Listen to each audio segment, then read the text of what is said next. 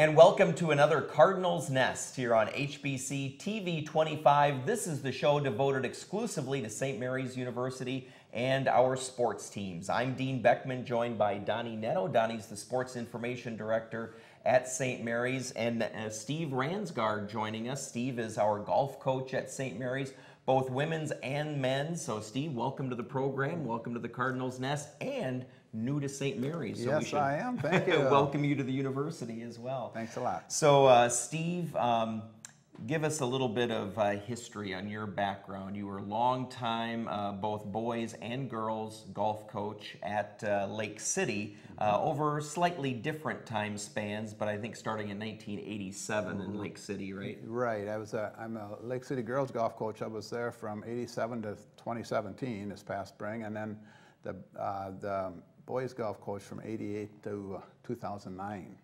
But then when they went to, in 2010, they went to coaching on the course, and I wasn't able to fairly do both sports, I thought, so I just went back to my original sport, which was the girls. Okay, and he doesn't mention that he's multiple girls coach of the year, not to mention also being inducted into the Golf Coaches Hall of Fame, so congratulations on that. Thank you. Can you talk a little bit about the biggest adjustment for you going from the high school coaching ranks now up to St. Mary's?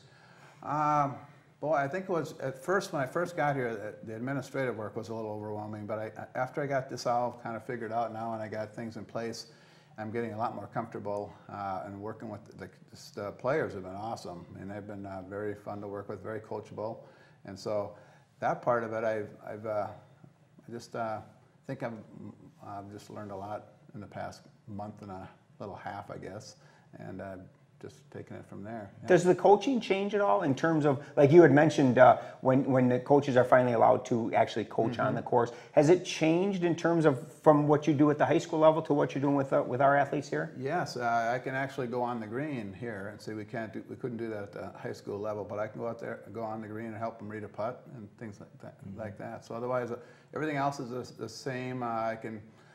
With the girls team, I have a lot of help with alignment, so I'm making sure they're lined up properly, and then I step away. You always have to step away. But yeah, but the biggest thing is the greens. Steve, you were a 34-year educator as well at Lake City. So talk about the decision after retiring as a teacher in the Lake City School District to really get back into teaching and coaching here at St. Mary's. Yeah, it was a trick. You know, when Nikki called, I had to kind of think things over a little bit, but the opportunity was kind of really neat, just a neat opportunity. I thought I really liked the recruiting aspect of it, and I've been doing a lot of that lately, I know, and it's just, and I also like the idea that the players would be pretty sharp coming in from the summertime right into their fall season. We never had that opportunity at the high school level because Minnesota spring sports, golf is a spring sport. Sure. So that was a kind of I thought that would really be a good opportunity and something neat I'd like to try. Is there a difference in the teaching? Obviously, high school, they're younger. They probably need a little more just in the general swing and whatnot. When they get to the college level, do you find that they're pretty more set and it's more strategic now? Yes, it is. They're more set in their swing, obviously, and it's just little things about, it might even just be pressure, from the elbows down to their grip. You know, sometimes they grip it a little too tight, and which they can't release the club that way. And then there's a lot more strategy, a little more strategy about things like course management. You don't always have to hit the driver off the tee, 3-wood, just to put it in the middle because the trouble's lurking on both sides kind of thing of the fairway. So, yeah, so more strategy, I'd say. Tell us about this year's teams a little bit. Let's start off with the women's team. How have they been doing? And of course, Caitlin King has been outstanding for you. Yeah, Caitlin's a solid player. She's definitely our #1 player. And Dean, the kind of neat thing that happened last week at the Luther College invite was that we had 4 girls break 100 for the first time all year. And that was always been our goal. And we've most of the time we can get 3, but we couldn't get the 4th, but now we did, and so that was a cool accomplishment. They were pretty proud of that, and hopefully we can continue that at the MIAC Championships. And you've got the week off. Yeah, you've got the week off, and then you go to the championships. What do you plan to do with them in these 2 weeks as you prepare for that? Obviously, your whole year kind of leads up to these 3 days, in 2 weeks. So what what do you plan on doing in terms of preparation for that tournament? Well, a lot of short game work. It's the quickest way to improve and cut strokes down if you can, from 100 yards and in, basically. So we're going to try to work a lot on that. We did waste some shots, even during the Luther Invite, around that 50-yard Indian area, so we could clean up because the girls hit the ball really well and were right in great position. But then they'd kind of mess up a little bit, more than one chip. So we're trying to eliminate 3 putts and 2 chips. 2 chips meaning that if you're 50 yards out, you got to be on the green. There's no doubt about it. And that can help. And then penalty strokes, reduce that too. So those are the things we're trying to just kind of reiterate all season long to these girls. Yeah.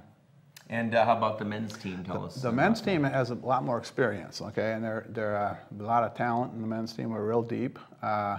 We shot our 2 best scores of the year just last week, and we played wonderful at Wisconsin at the Washington County Golf Course. We shot a 302 and a 303 and took second out of 17 teams.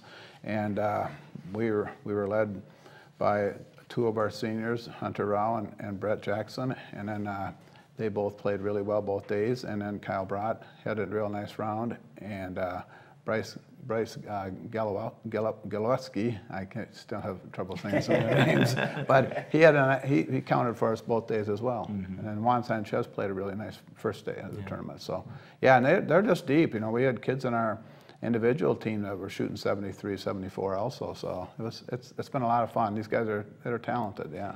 You know, before we talk about the MIAC this weekend, it's interesting that you mentioned the depth of this team, and I think what would be very interesting to hear you talk about is how are you going to set your team for the MIAC, because you've gotten so many really solid scores from so many individuals this year. What's the rationale, or how are you going to set up the team for this weekend? Well, I kind of relied a little bit on the averages and how many times we've counted their score in a meet, and so we really have 4 guys that are pretty set. We only have 1 spot open, and we have 5 guys qualifying for it in the next 2 days.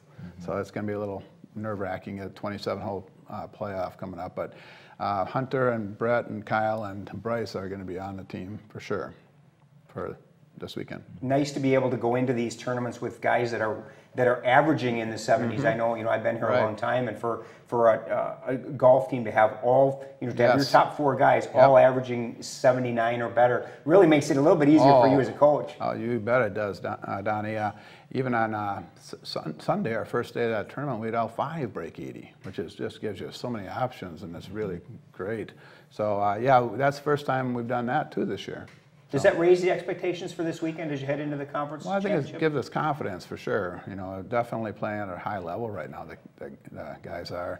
And I think they've learned a lot about just trying to handle their emotions on the golf course. That's huge, because I always tell them you can't have a negative mind and expect positive results. And I think if they think about that, plus the course management, and I know this course real well. We're playing the Ridges. That's where we played a state tournament in Class 2A for many, many years. So I know that course up and down around the greens. I know that. So I'll provide a lot of, hopefully, knowledge on that come Friday at our practice round. Speaking of some of the golf courses you play at, did you have any this year where you hadn't been to before? I mean, since you've coached golf for a while, I would imagine you've probably been to a lot of them. No, actually, believe it or not, Dean, this is the very first one that I really know about, is the Ridges. Yeah, because most of these other ones have been out of state. Yeah, okay, so, sure. Well, that's kind of fun for you. Yeah, well, yeah, it is. And we get to play some beautiful courses, too, so both the men's and women's teams too. Yep. Just one more question, and that is recruitment. You had talked about that's one of the aspects of this new position that you like, that you didn't have to think about or worry about before. So what's sort of the recruitment plan and the process that you're just starting to implement now? Yeah, well, I'm going through a couple recruiting services, and I'm kind of targeting student athletes that I would think would be a really good fit for our program. And so I've been contacting them by phone, email, and I know I have some visits lined up in October after the season's over. And I have 2 recruits coming to the tournament this weekend. They want to meet the team. So, and I just talked to one last night. He's real excited, a good player from Edina. So he just shot 68 in the fall tournament himself last week in one big event. So yeah, and then I have some positive feelings about some good ladies golfers coming in too for 2018 and 2019. Yep, excellent. So great.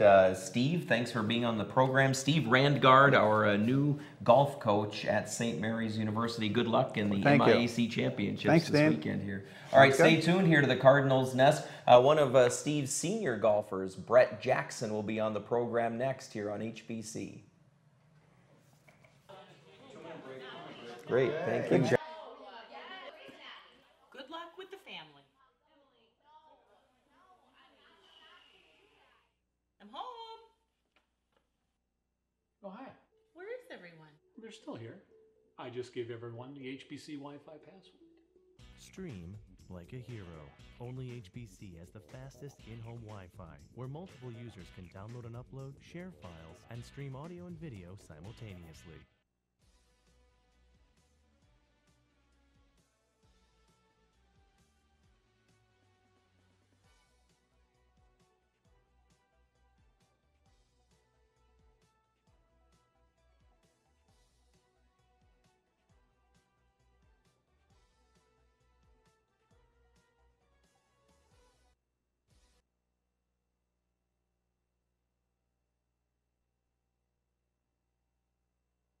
NASCAR racing is about a whole lot more than just cars going around a track.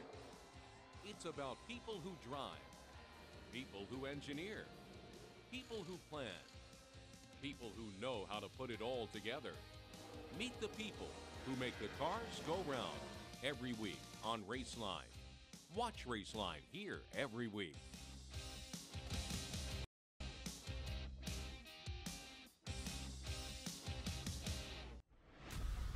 In the Big Ten, you're always under attack. No matter where you look, the competition is fierce. Every inch, every yard, every game is taken by force. But you like it this way.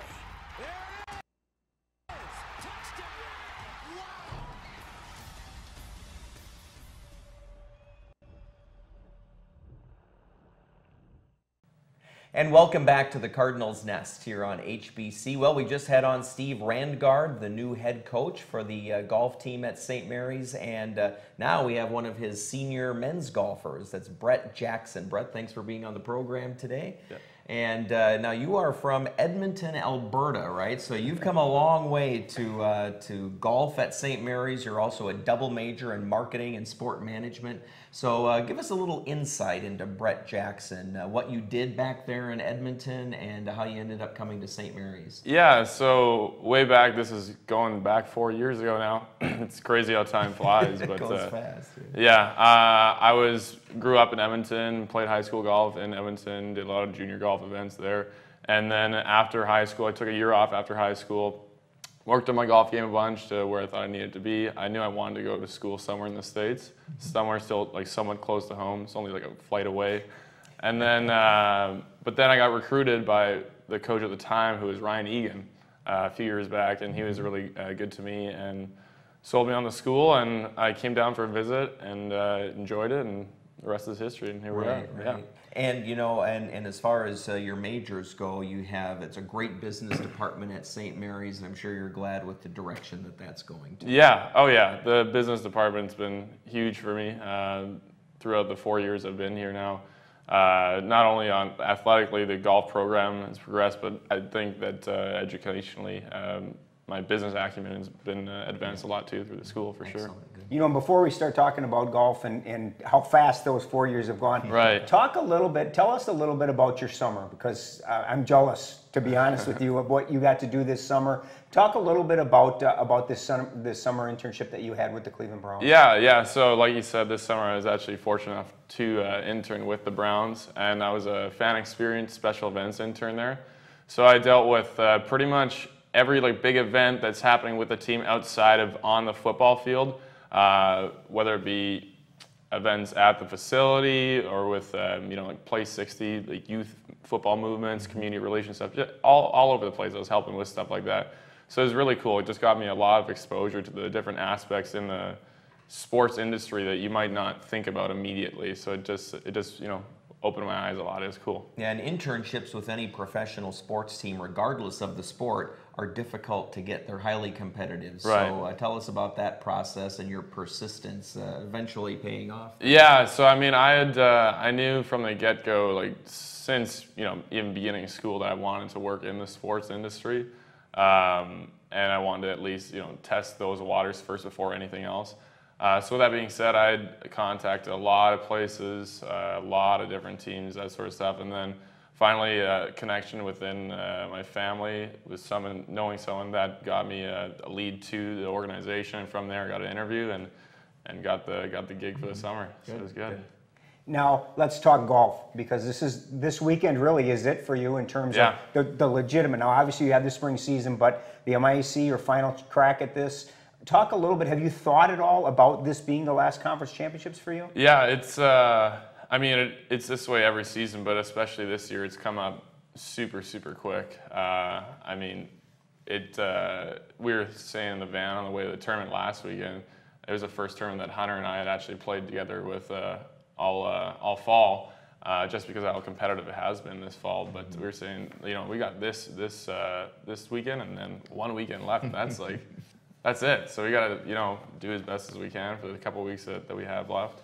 Are you feeling pretty comfortable with your game? It seems like your game has really continued to improve as this season has moved on, and you seem to be playing as well as you have as a Cardinal right now. Yeah, thank you. Yeah, I mean, it's getting better. It's been a work in progress, I'd say, all fall, just because due to the amount I worked this past summer, I didn't maybe practice as much as I'd hoped, but it was still there. And then I've just been getting back in the groove. And this past weekend was, I think, a big confidence booster for me going to this weekend coming up. And I do think I'm comfortable with where it's at, and I'm excited. So what do you see as the strengths for you as a golfer? What are the things that you really excel at? And then what would be some areas that heading into this weekend's championships, need to get a little bit better? Yeah, so I mean, the main issue for me that's been this fall has been keeping the ball in play off the tee.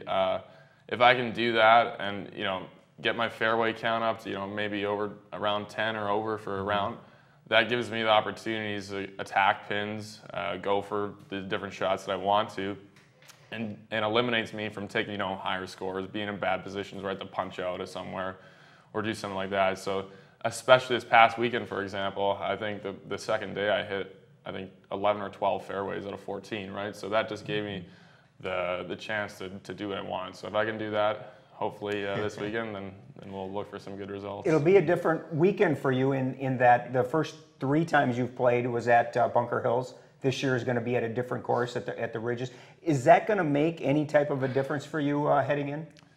Yes and no. It is definitely different not playing at the same course that you have been for the past 3 years.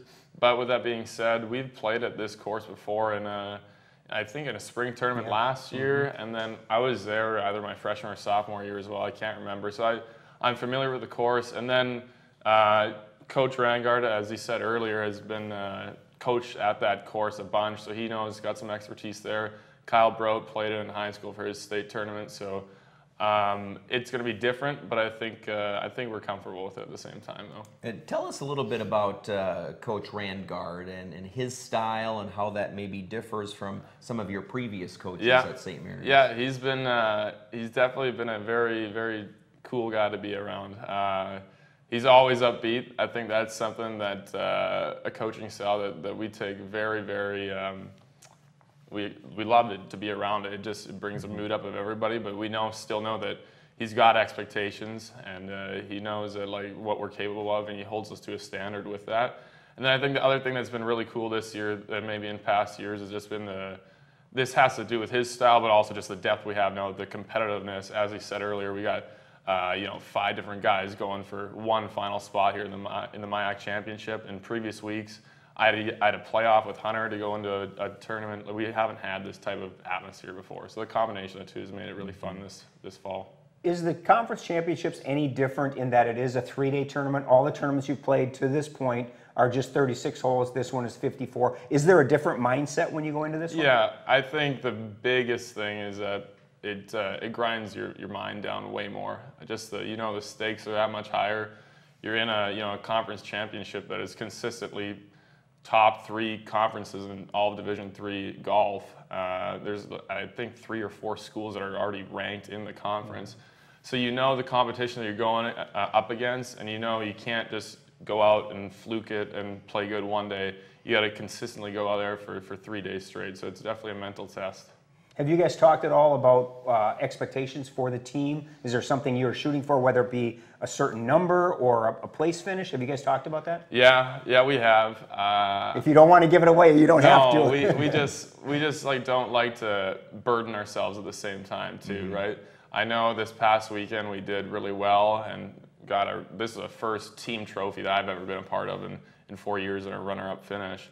So I know confidence is high, but at the same time, I think we need to stay humble and realize where we've been and where we still need to go, and just use that maybe instead of saying, you know, shoot 300 both days.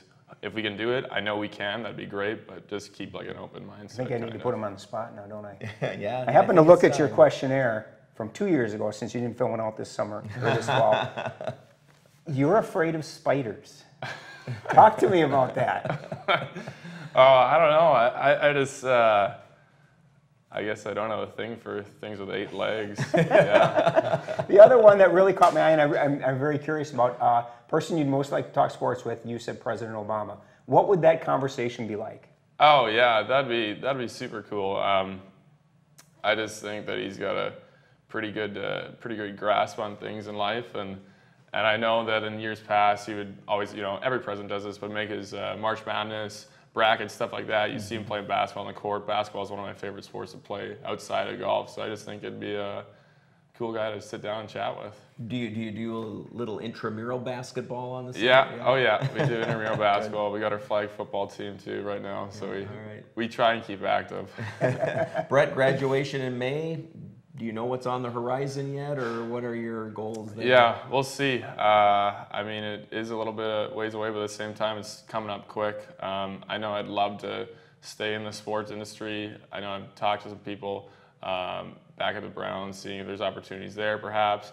Keeping the doors open for other opportunities, maybe back home in Canada or here in the States. So we'll see. It's a lot of options. It's complex, but it's also exciting too. Good. All right, Brett Jackson, our senior golfer, joining us. Brett, thanks for being on the program. Yeah. Good luck in the championships. Thank you very much. All right, stay tuned. Donnie and I will be right back to look and preview at some of the other sports at St. Mary's. That's next here on HBC.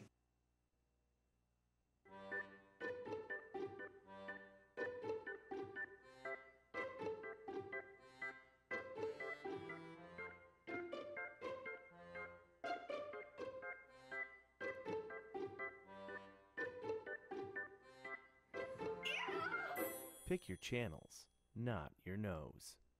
With HBC's Essentials Plus, pick and choose the channel packs of your choice without getting your fingers dirty. The Big 12 is not for the weak. You face Red River shootouts and destructive cyclones, with Cowboys and Longhorns ready to take you down. Every week you fight or surrender. Win or lose, you do. Or you don't. There is no other choice.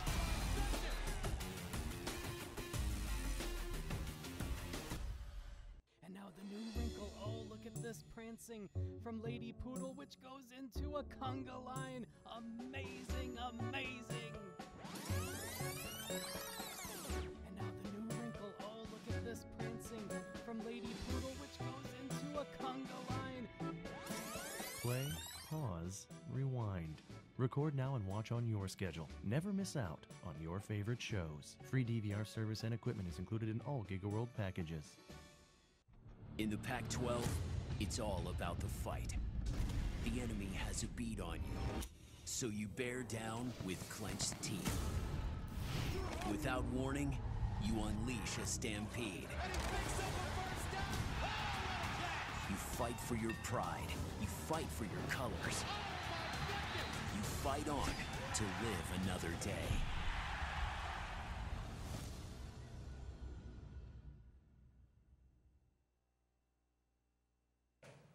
And we're back here on the Cardinals Nest to wrap things up. We'll take a look at all of the other sports at St. Mary's. And Donnie, a big MIAC win for the St. Mary's men's soccer team. Yeah, it was nice to see them get the 2-1 win over Bethel. They've been so close. The last 3 games have all been decided by 1 goal. And I know that I talked a little bit to Coach Bowers, and he said, we're creating great scoring opportunities. We're just not finishing. And once they scored that first goal on Tuesday night and took the 1-0 lead early in the first half, you could just see almost the weight be lifted off of their shoulders, and they scored another goal 7 minutes later to grab a quick 2-0 lead. Bethel scored late in the game to make it 2-1, but a really big win for them, and hopefully a springboard as they get ready for Sunday against Minnesota Morris, and then next week they've got a big one against St. John's. So a very important win, and still a lot of soccer conference-wise to be played. So I wouldn't count the Cardinals out, that's for sure. And the women's soccer team, a nice win over River Falls, 1-0, and then a heartbreaking conference loss 2-1 a couple of days later.